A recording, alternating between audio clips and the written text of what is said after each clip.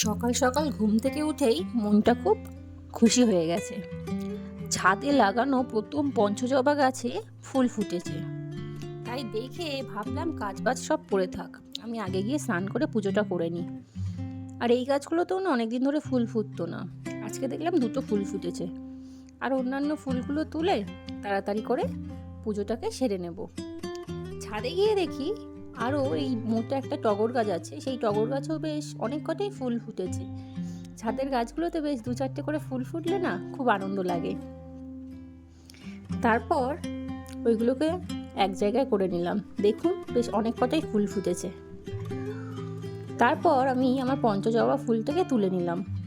ফুল তুলতে তুলতে দেখি পাশে আকাশে প্রচণ্ড মেঘ করেছে।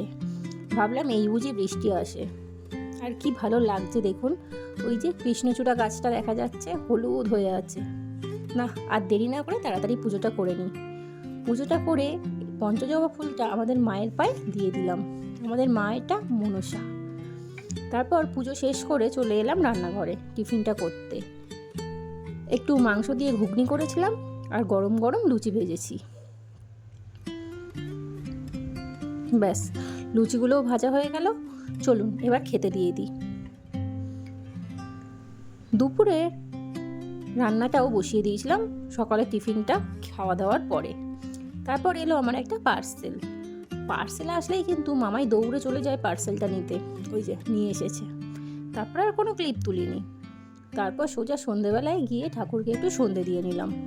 সন্ধে দিয়ে মেয়েকেও একটু পড়তে বসিয়ে দিয়েছিলাম। তারপর পিন্টুদা সন্ধেবেলা এসে 3 প্যাকেট বিরিয়ানি দিয়ে গেছে। পিন্টুদার ছেলের জন্মদিন ছিল, তাই বিরিয়ানিটা দিয়ে গেছে। সেই জন্য বিরিয়ানিটা রাতে খাওয়ার সময় একটু গরম করে নিলাম।